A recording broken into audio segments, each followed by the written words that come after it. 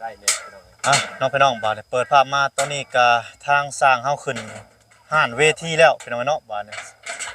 ถูกกันแสดงกายศิลป์ต่อพี่น้องเอ้ย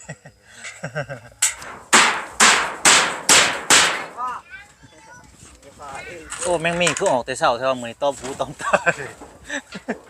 ปกติมันสิออกกลางเว้นเนี่ยแมงมีนี่ออกตอนเช้าออกแต่ดึกเลยเนาะกินข้าวกินน้ำหรือว่าแมงมีเนี่ยฮะ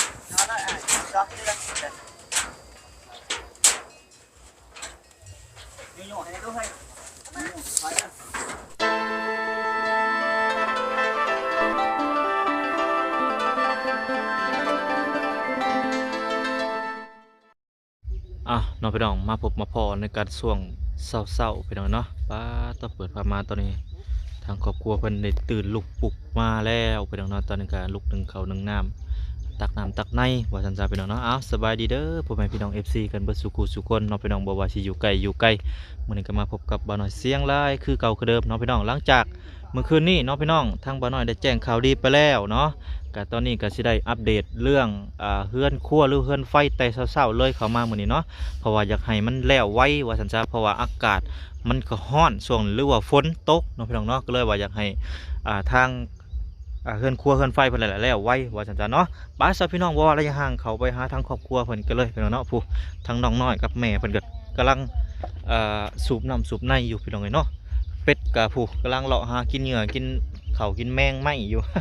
โอ้คนสุกลายพี่น้องเนาะสบายดีเด้อเด้อสบายดีโอ้สบายดีคนน้อยสบายดี สบายดีแล้ว สบายดีบ่อยากได้กล้องอีกบ่น่าเลย อยากได้กล้องเจ้าสิถ่ายเองบ่เจ้าสิสัมภาษณ์นะบ่าวบ่ เอาตักน้ำตักในบ่ไม่คานก็โอ้น้อยคักลิ้นเนาะแล้วสิหาบบ่คนน้อยนี่ฮะเจ้าสิหาบบ่ใช่แต่คนใหญ่ไปใช้ยังบ่ตื่นยังบ่ตื่นโอ้นอนหลายแอบหลายนั่นแหละนอนหลาย โอ้เป็ดน้อยกับโอ้พี่น้องเอ้ยเห็นแล้วก็คักพี่น้องเอ้ยผู้ต้องเป็ดน้อยดอกเล็กหากินน้ำลิ้นในเนาะเป็ดน้อย4ตัวนี่บ่เอ้ยตัวน้อยนี่เป็ดน้อยเป็ดใหญ่ได้บ่มีบ่เป็ดใหญ่บ่มีอ๋อมีแต่ไก่กับเป็ดน้อยเนาะทางบ่ยามเพิ่นมาให้พี่น้องเอ้ยทางผู้ใหญ่ใจดีเพิ่นฝากซื้อมาให้ว่าซั่นๆเนาะแต่ยังบ่ทันเบิดติเนาะเอ้ยเนาะโอ้ยังสิมีโปรโมชั่นเข้ามาอีกพี่น้องเอ้ยทางไก่ทางกาเราก็ได้ ผู้มีฮอดกาบาทนี่ตักนุ่งอยู่บ่ส่งนะบ่นุ่งบ่ยาดอกปกไว้อยู่เสือใหญ่อยู่ บ่นุ่งส่งบ่ได้เด้ส่องนะเบาปิ้วบ่ได้เด้ บ่เห็นคนน้อยอีกได้บัดนี้ ไปลองไงเนาะกันนี่แหละมาพบมาพอในกันช่วง7 โมงเนาะพี่น้องเนาะตอนนี้ก็เป็นเวลาอยู่7 โมงพี่น้องเอ้ยก็เข้ามาตอนเช้าอยากให้เผาอยากให้อันน่ะเพิ่นแล้วไว้เพราะว่าตอนเที่ยงก็สิเพิ่นพักผ่อนเพราะมันแดดแห้งหมดเพิ่นเฮ็ดเวียกเฮ็ดตอนเช้าหรือว่าตอนแรงประมาณนี้เวียกงานพี่น้องเอ้ยเนาะตอนนี้แหละพี่น้องเอ้ยฝนตกเมื่อวานนี้พี่น้องเอ้ยก็เปียกพอสมควรอยู่ตกแห้งพอสมควรแต่ก็ดินก็ยังบ่อิ่มน้ำดอกก็ดีไปนิดนึงตกให้ดินอิ่มน้ำให้มันแน่นดินก็สิบ่ผุบ่ยังมันสิบ่เจือนน้องพี่น้อง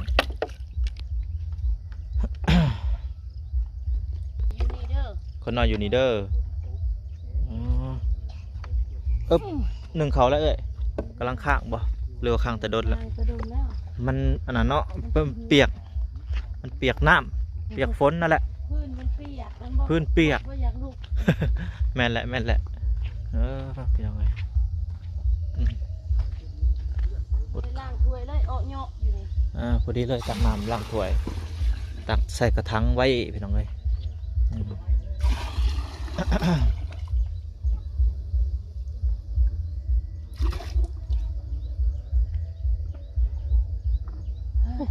ก็ใกล้นะเฮือนนี่บ่แม่นบ่นะผูกบ่นะผูกไว้ก่อนเนาะเพิ่นกำลังมาเด้ปล่อยโลดเพิ่น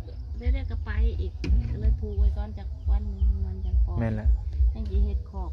แม่นแหละเฮ็ดอันนี้ก่อนเฮ็ดเวียกนำอันนี้แล้วก่อนเฮาจังเฮ็ดคอกน้ำลังก็ได้ตรงนี้เนาะเดี๋ยวเฮ็ดที่หลบซ่อนหลบฝนหลบแดดก่อนฝนตกมามันยาก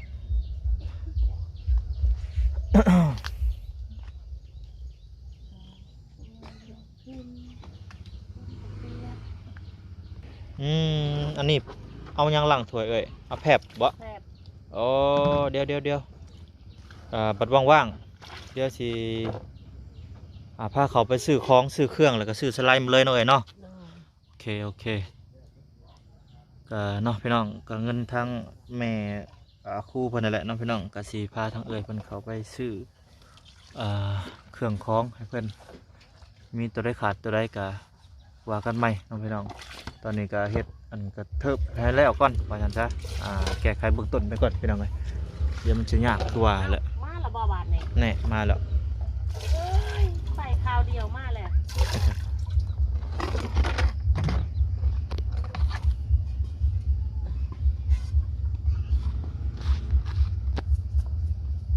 ใช้แบบล่างเนาะโอ้ก็อยากซอยตักน้ำลงว่าแล้วมันร้ายพวกละนั่น เราก็อยากซอยใหญ่มากจังล่างถอยล่างบ่วง ใหญ่มาก ใหญ่มากนอนไปเลย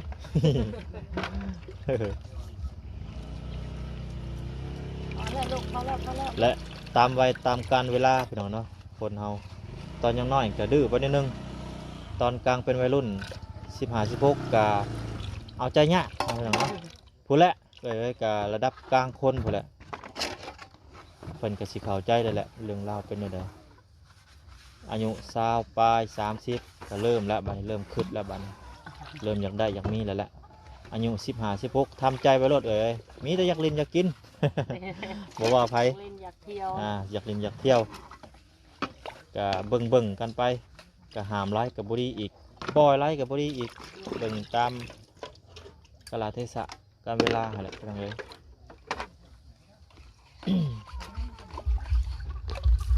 โอ้ยอาบน้ำแต่เช้าเลยบ่เนี่ย ต้องอาบน้ำแต่เช้าลิสนุพุ่นน้องพุ่น ลงไปโลดปีงแห้งหลายช่ำ ให้มันจับมักกระดอขึ้นมาแล้วบาดนี้มันเข่ามักกระดอเรียบร้อย เตียงนาย เข่ามักกระดอก็ได้ตัดมักกระดอออกบาด บดไปได้ห้องหมอตัดออกเลย เอาให้ลูกเอาไปเบิ่งเป็ดหน่อยเขาอยู่ใช้ ใช้เป็ดน้อยเด้ เป็ดหน่อยอยู่ใช้ลูก เป็ดน้อยอยู่ใช้ ไปเบิ่งไปให้เป็ดหน่อย ไปเอิญมันมาไปแป๊บปิ๊บไป โอ้หดเขาดับแล้วเบิ้งไปจุไฟหดเขา ไปอยากลูก พื้นเบียกลูกเนาะไปอยากลูก พื้นเปียกไปหน่อยกับพื้นไม่งิ้วมันดอกนี่ครับปะนั่นเอาอดเนาะจะหน่อยเดี๋ยวก็แล้วละเดี๋ยวก็สบายละบัดนี้ขันต้นจะยากๆนี่น้อยหนึงไปหน่อยก็ถือว่าสำเร็จก็ถือว่าโอเคมีแห้งแล้วเนาะแต่เก่าแห้งยากกว่านี้แล้วเนาะสำเร็จถือว่าโอเคแล้วละก็บ่พึ่งใจฮ้อนรอโอกาสก่อนไปหน่อยนี่ผมอบไว้ให้มันเรื่องขึ้นให้มันเรื่องแสงหลายๆอันนั้นจะเป็นขอบเป็ดน้อย ไก่น้อยนี่ก็แม่นบ่ไก่เฮานี่ บ่แม่นบ่ โอ้ไก่เพิ่นไก่ชาวบ้านเพิ่นอยู่ใกล้ๆนี่เนาะพี่น้องนี่เด้เรือนเราก็อยู่ใกล้ๆนี่มากินข้าวกินน้ำกินกระปุ้นกระปุ้นกระตกเดียวสิแหละถ้าว่ามีอันมีไก่มีกามีเป็ดก็นี่แหละมันยังเครื่องสิ อ้าวไปลงที่ต้มอีกหมอน่ะ เพิ่นที่ต้มอีกแล้ว โอ้ตายแล้ว ยาแล้วเดี๋ยวจะอาบน้ำให้เพิ่นตอนเช้าให้เพิ่นลิ้นซะลิ้นอิ่มพุ่นละกินขี้ดินอิ่ม กินขี้ดินอิ่มพุ่นละคือบ่ต้องกินเด้อเขาเหมือนกินขี้ดิน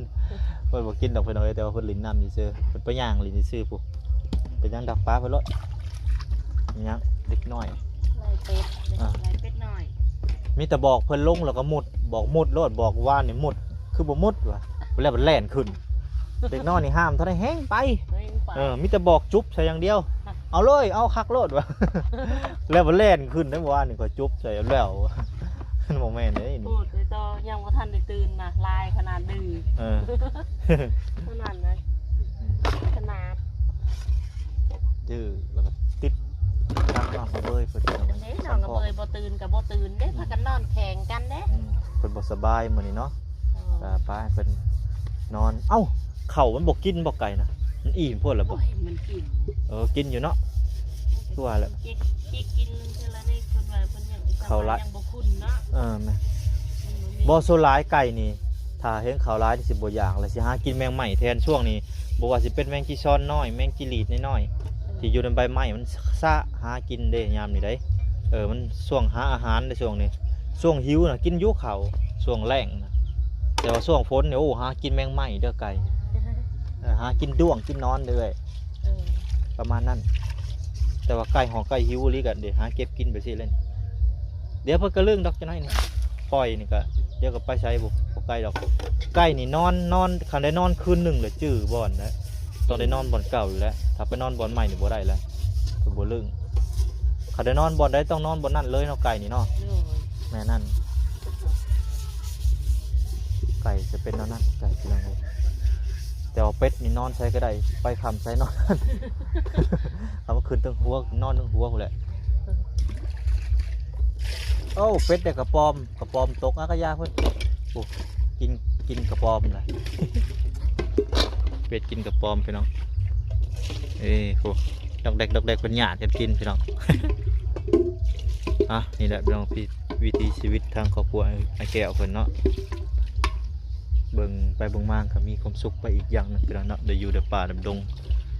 อยู่ใกล้ป่ามันเย็นเด้เวลาเฮาฮ้อนเฮาสนใส่ก็ได้เด้อเอ้ยเฮาไป ไปหมกไปลี่อยู่ใช่ก็ได้ แต่ว่าอยู่ในเมืองนี่มีแต่อยู่ในถ้ำนะคำพูดได้บ่มีแอร์นะก็แล้วอยู่แต่ในแอร์แหละบริเวณในงานยังไรบ้างในเมืองประมาณเป็นนั้นมันจะอากาศบ่ปลอดโปร่งอากาศบ่สดต้องใส่ออกซิเจนแทนมาอีกแล้วบาทเนี่ยชิบเล่อะไรเนาะล่างป่วยนี่เนาะมาอีกแล้วมากับกลัวเมา เมาจีตมไปหาหลินจีตมไปตรงนั้นตีนกับสักลายเนาะว่าผู้ได้เป็นสักลายให้ว่าสักเองเหรอแหละโอ้จักไปเอาตะปากามาแต่ใส่เพราะท่านเห็นไปขีดตีนเจ้าของหมึกบ่มิกบ่หรือว่าเพิร์ดเนาะจะเป็นเพิร์ด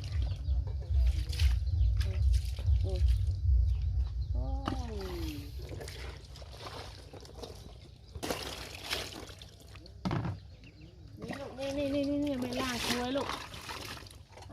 ได้เลยน้องพี่น้องบาดเปิดภาพมาตอนนี้ก็ทางสร้างเฮาขึ้นห้านเวทีแล้วพี่น้องเนาะบาดเนี่ยถูกกันแสดงกายศิลป์ต่อพี่น้องเอ้ย จัดไปพี่น้องเอ้ยดันให้ดูดันให้ดูมันบ่มีโตเอาไว้เอาดันไว้เด้อ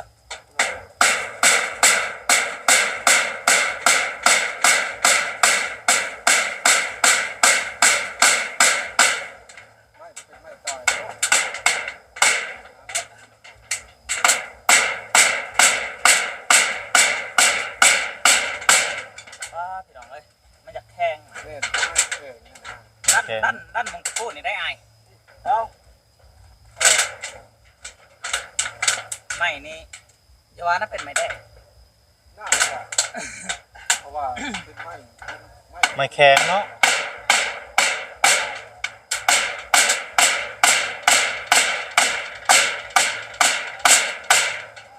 มันก็จะอ่อนมาพ่อนนี่มันบ่มีตัวเต็งไงเด้ใช้เจ้าดันใช้ดันนี่ดันถึงอีกไม่ฉันจะเอาดันไม่ฆ่าไม่ฆ่าแต่พอเด้อเอาไม่ใหญ่ไอ้ไม่ใหญ่ก็ได้เอาไม่ใหญ่เด้อไม่ใหญ่ดันไม่ใหญ่ครับหนักแต่ตะบิดนี่แหละพ่อนเรื่องมันก็บริหารดอกเอาเลยบ้าน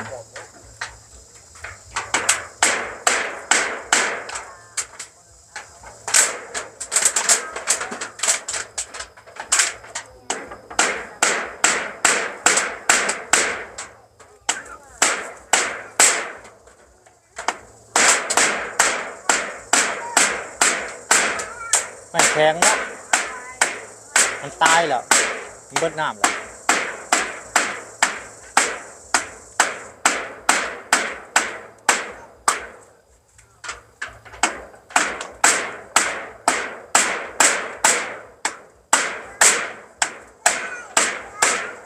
ไอ้ดันถึงมงเขาตอก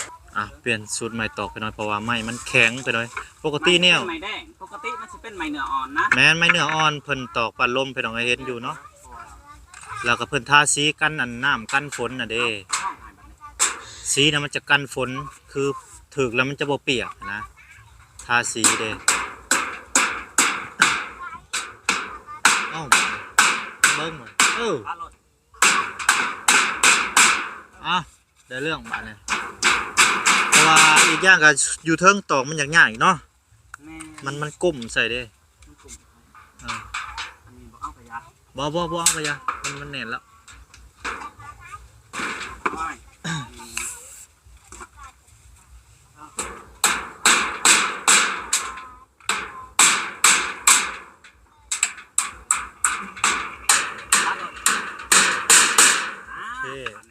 ได้เรื่องท่านนี่เป็นท่านเหลี่ยมเพิ่นน้องเอ้ย บ่มีเลขก็ต้องใช้ด้วยกลบ่มีมนต์ต้องสวดด้วยคาถาเพิ่นว่าเนาะ แก้ด้วยกลพี่น้องเอ้ยต้องมีทางออกนั่นแหละมีทางแก้แก่งซำใดก็บ่แพ้คนดอกพี่น้องเอ้ยคนต้องหาวิธีต้องมีวิธีหลายได้เรื่องจัดไป ระวังเด้อ ห่านมันนักใหม่ก็จะโอนจนอินเลยทุกคนโอ้เสียวเดี๋ยวเอาเตียงบ่เตียงหามไปพุ่นเป็นยังเอาไปก่อนเอาเตียงโอ้ยตอกยากมันคาต้นคูณเนาะหามต้นคูณออกก่อนไปยัง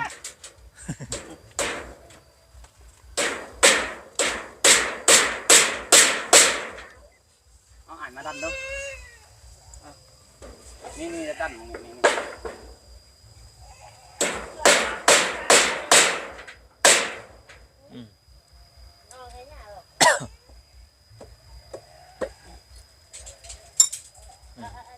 ปลาเสถวยเลยใส่ถ้วยมะเขือเพิ่นเดี๋ยวก็เนียนใส่กันเลย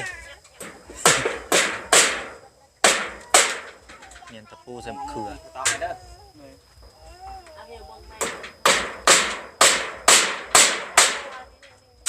จริงแล้วมันต้องเป็นไม้เนื้ออ่อนแบบไม้กุ้งไม้สาดบ่นะเถิก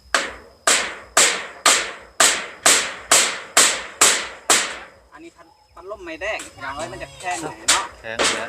มันได้มากครับไม้แดงกับไม้แดงใต้หมากมันแบบยากเนาะ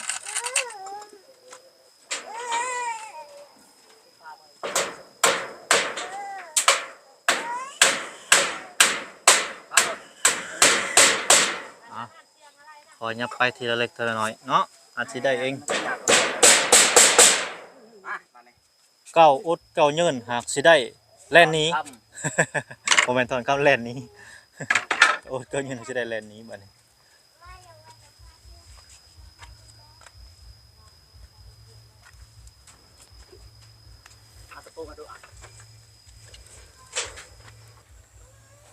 หอดเครื่องกลางแล้วบัดนี้น้อยเนาะใกล้สิสุดแล้วล่ะ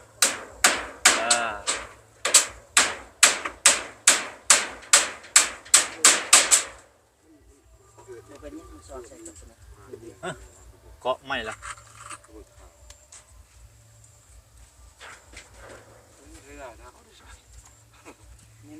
สวัสดีเด้อ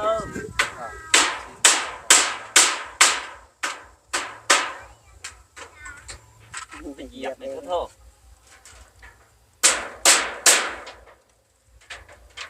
ดันเด้อ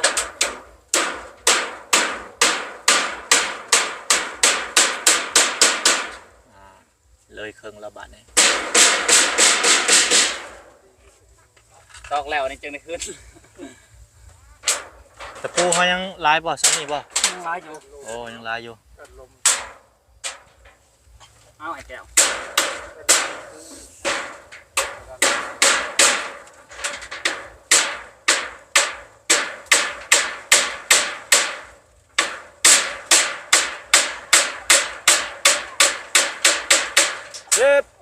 เรียบร้อย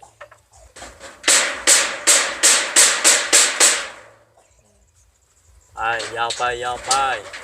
ปาดดีเจเท่เนาะ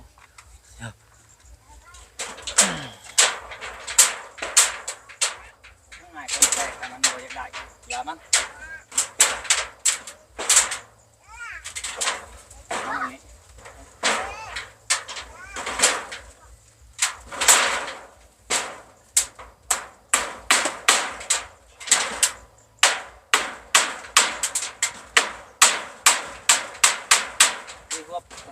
เนาะ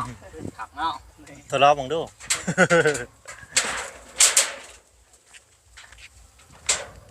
บ่แตกหรอก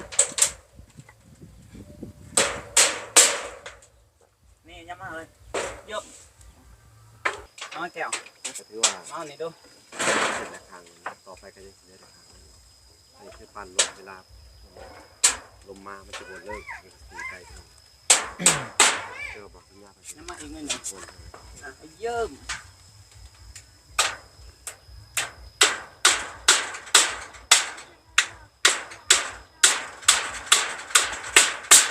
เอาอีกปะมันจีเชาะใช่ไหมนะ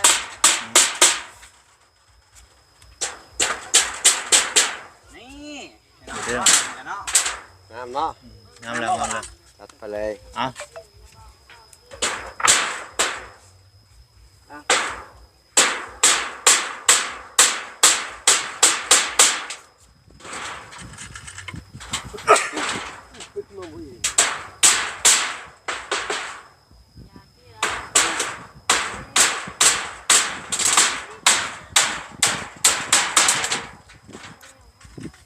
เอาบัดเดียว บัดเดียว ก็ได้นี่ ต่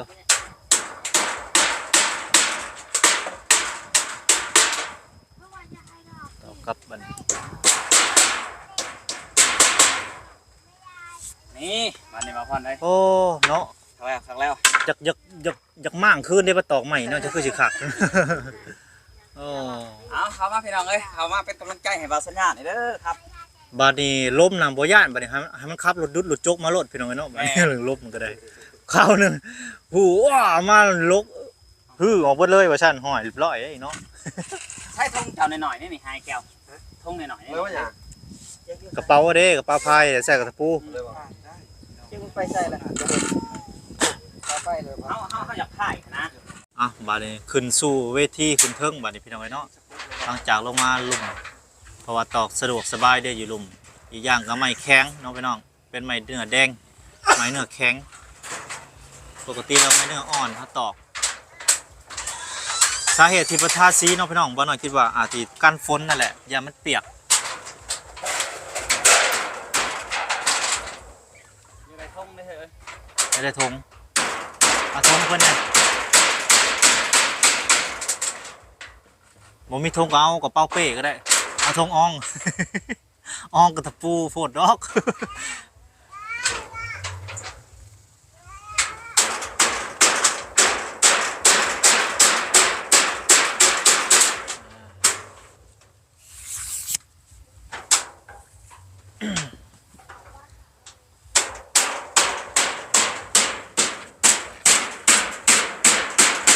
เดี๋ยวผมบอยาตอกไปหน่อย จู่กูดังเลย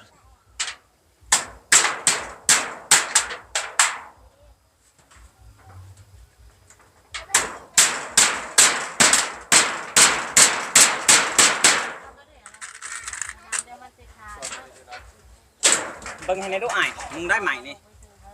ใหม่มันขดได้นอกบ่หน่อยมึงดูได้ ขดเลย เบิ่งให้ดูอย่ากอดเลยนะว่ามันได้ใหม่มันอยู่นี่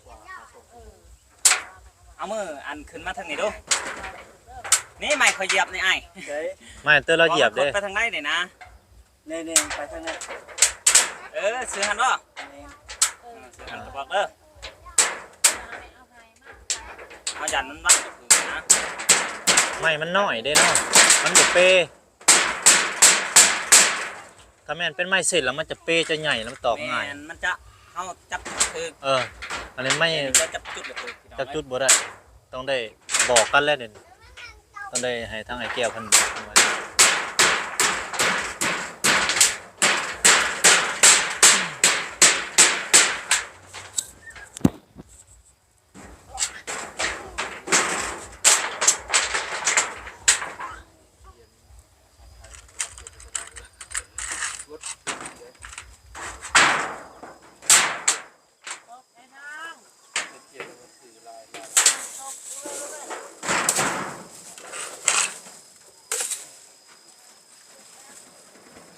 เอาไม่มีบ่ไม้เส้นนะให้ทางบ่ย่าเพิ่น มึงได้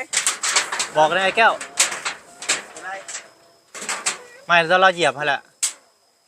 ส่ง ซื้อหันเนาะ แมน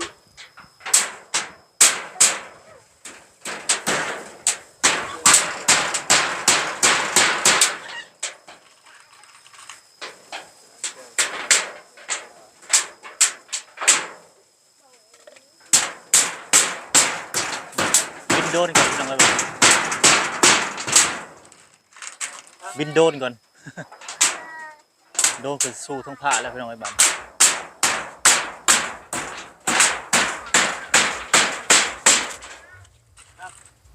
ยังน่ะ สูงพี่น้อง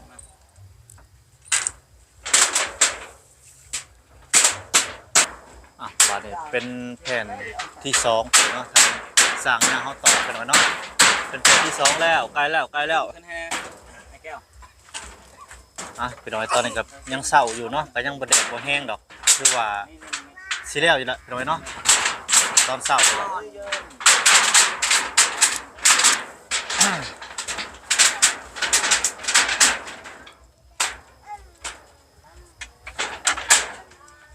พอแบบคุยก่อน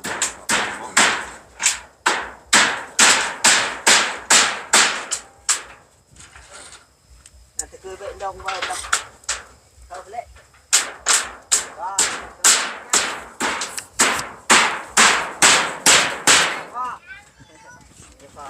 โอ้แมงมีคือออกแต่เช้าแต่ว่ามื้อนี้ต้มหูต้มตา ปกติมันสิออกกลางเว้นเนี่ยแมงมีนี่ ออกตอนเช้าออกแต่ดึกอีเนาะกินข้าวกินน้ำหรือว่าแมงมีเนี่ยฮะคือมาต้มหูต้มตา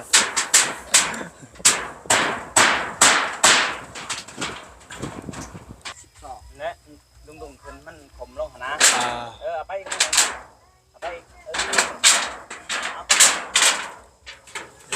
ทางล่างทางพึ่งใช่ไหมเนาะ น้ำมัน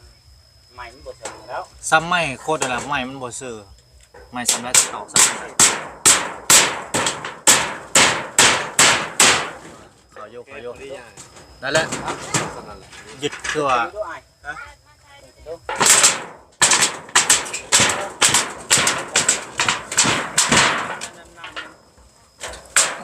โต้งไว้เนี่ยไอ้คือบ่ถือว่ะ คนนี้เขาเป็น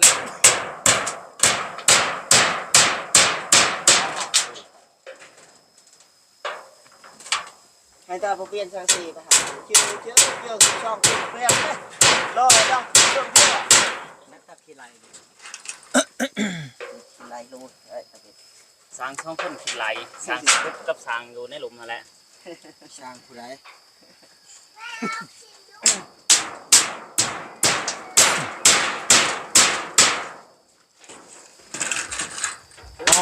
เกินคำว่าไหลเพื่อนว่ามันค่อยอยู่เนาะ แมนแล้ว มันสั้นอยู่เพื่อนเลยไหลอยู่คือว่าสั้นเติบเลยเพื่อนว่าสั้น ว่าจะนอนอยู่ใช่นี่ เด้อเอาละมาเอาแผ่นที่3เนาะบัดนี้เนาะแผ่นที่3ขึ้นเวทีต่อพี่น้องไอ้บัดนี้เนาะ พุทธยัง คุณในบ้านโป่ง เดี๋ยวมาบอกทางนี้ต่อ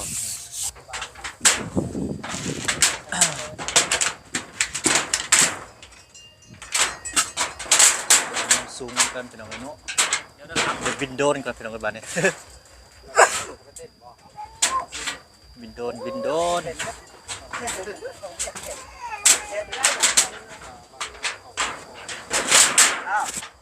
จอได้จอที่ละโยให้ดูให้เดี๋ยวเดี๋ยวเอ้าใส่วะเอ้า แต่เรื่องบาง เอานี่ได้ขนาดนี่แล้วได้ก็นี่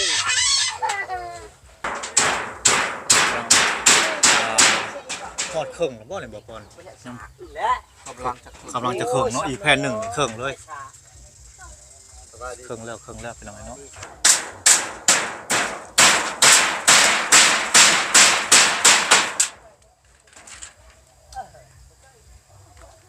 เดินต่อไปอีก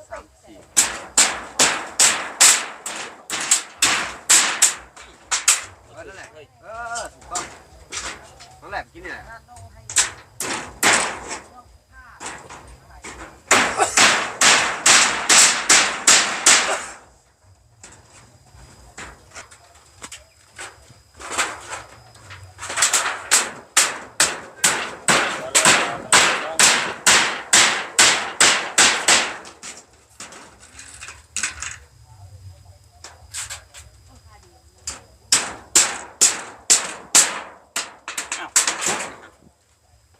มันมาเทิงมันหลุก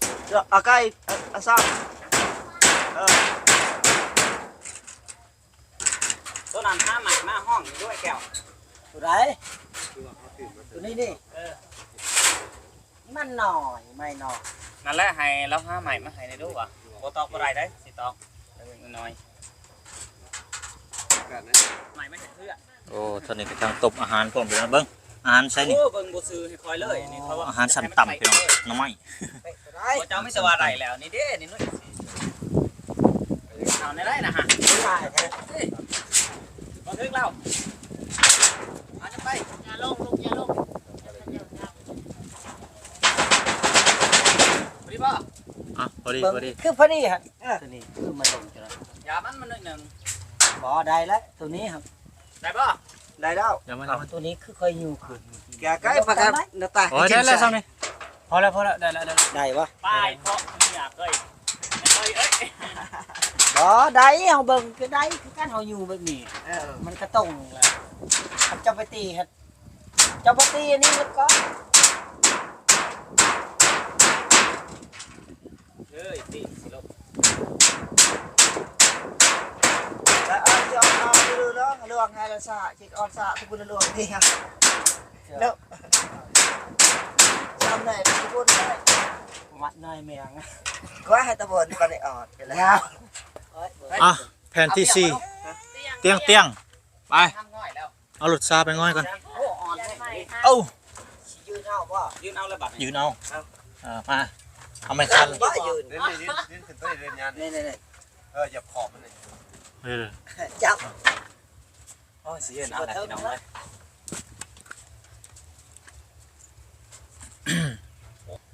อะไรให้เอ็ดเรื่องเส้นหน่อย ไม่อันนั้น น้อง เนาะ เลยอัน ไม่ขด ทั้งสาม อ่ะเอาไปน้องบ้านนี้ก็มาตั้งไอ้แก้วกันก่อน พอใจในระดับใดใช่ไหม ร้อย รอดเลย ร้อยแล้วบอก มันก็คล้ายกว่าไอ้ ดีกว่าอยู่ในระดับตูบเนาะ พอตั้งมอง เดี๋ยว มื่อไหร่ลมพัดเนาะ เมนเวลาพ่นก็อยู่พ่นมาเฮาก็ลบไปลบ ตา มา คนนะลูกก็เป็นไข่เบิด เป็น เรื่อง ไข่ กองก็ไปพากในเฮือนกระเจ้าเนาะคนไปคนมาอยู่ ยามกลางคืนกับ ยามกลางคืนก็คนไปยามตอนเช้าก็คนลงมาโอ้ สมุดเนาะ เมน สมุดนี้นะ แมนอันนี้เฮาก็บ่ได้คนไปใส่ฝนตกก็เฮาก็อยู่นี่ แม่ เมนพ่นก็ลมก็เฮาก็บ่ได้ไปทางใด โดย เฮาก็อยู่ในเฮือนเอง มันก็บ่ได้เปียกบ่ได้หยังเนาะ คือว่าดีที่สุดแล้วเนาะมื่อนี้คือว่าสิมีเห็ดขอกไก่ของยังเนาะทางวลาก็จะได้ชมทบเพิ่นน้ำพี่น้องเพราะว่าจะได้เดินทางกลับเนาะ บ้านเนาะ กลับบ้าน พอได้กลับเป็นครึ่งเดือนแล้ว ตั้งแต่หลังงานปีใหม่มาก็มาเฮ็ดเพื่อทุกเจ้านี่แหละชูนะครับทุกเจ้ามีอยู่สำนักทำหนึ่งก่อนเนาะสู้ต่อไปก่อนเนาะ โดย ขยันเป็นคนดีคือเก่าเด้อ โดย แผนเนาะ ดำเนินต่อไปเลย ดำเนินหัวมัน ทางงาน ชิฮอดเวลาแล้ว บ่น้อยนะเฮ้ยนั่นลูก สบายดี สบายดีลูกสบายดีสบายดี สบายดีขอบใจ ส เด้อบ ายเด้อเจอลูกว่าเจอร้านน้อย ช็อตใช่ปะ เด้อไอ้หัวเด้อ เอาโอเคเนาะการนั้นทำราคากับดำเนินต่อไปเป็นของใกล้ที่สุดแล้ว เด้อ3แผ่น ได้3แผ่นเนาะอาทิตย์อันได้นั่งสบายแล้วเนาะ จับเลยคน หลังบ้านลมเย็นๆมาทางนี้ ก็ได้ง่ายไปใช้และแดดก็ได้อยู่ได้โฮมเบิดวัน ตะกี้ดินเนี่ยมันบ่ได้เพียงเลยเนาะเอามาถมขึ้นมากับพอดีเศร้าหลดใหญ่ทางนี้เนาะก็ต้องขอบคุณอันทุกๆทานโดยทั้งนั้นด้วยแก้มาในที่นี้เนาะ คือว่าเพิ่นมีอยู่มีกินมีบนอยู่ เอามาปูแปดดูมาดอก ปูแปด เวลาทำ มีเบิด ใน นะ ดู ค ก รับบ ดอกนี่ในดู เพราะว่าเป็นตั้งกันนั่นแหละตั้งประเทศสลายกันคนนึงผู้ใหญ่ใจดีจากข้างนอก ถ้าเป็นแม่เส้นมันจะง่ายเนาะพี่น้องอันนี้มันเป็นแม่กลมทั้งน้อยแล้วก็ทั้งขดพี่น้องเลยต้องได้แก้ไข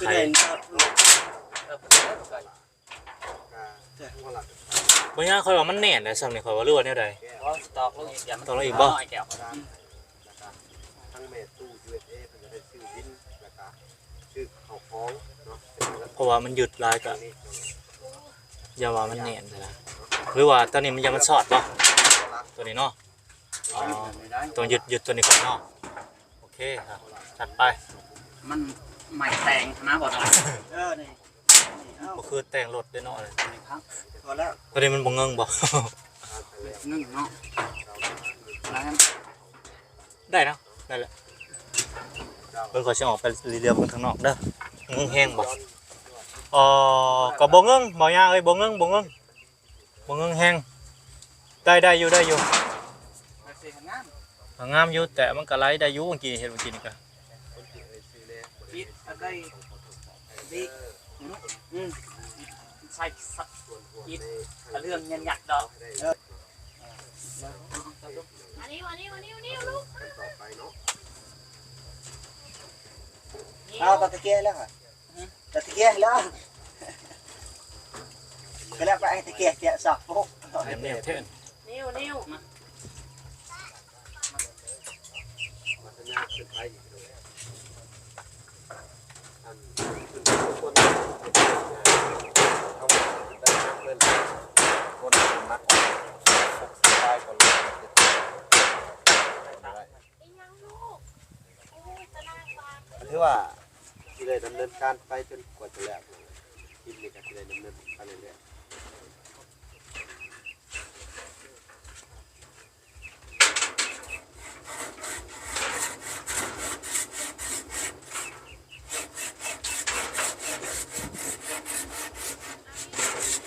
น้องพี่น้องก็ตอนนี้ก็เฮ็ดได้ครึ่งหนึงแล้วน้องพี่น้องเนาะหลังคานี่ก็ได้แต่ว่าก็ตะปูเบิดน้องพี่น้องตอนนี้ก็ทางไอ้แก้วเพิ่นเข้าไปซื้ออยู่ในบ้านเนาะก็ผู้แลน้องพี่น้องก็พบพ่อกัน EP ต่อไปน้องพี่น้อง EP นี้ก็ยังรอท่าเพิ่นอยู่ก็สิได้ไปกินกินน้ำกินในก่อนพักผ่อนละเล็กละน้อยน้องพี่น้องเนาะแล้วก็สิประสานต่อ EP หน้าต่อไปว่าซั่นซะน้องพี่น้องเนาะว่าซะพี่น้องพบพ่อกัน EP หน้าสำหรับ EP นี้ก็ขอกล่าวคำว่าสบายดีพี่น้องสบายดี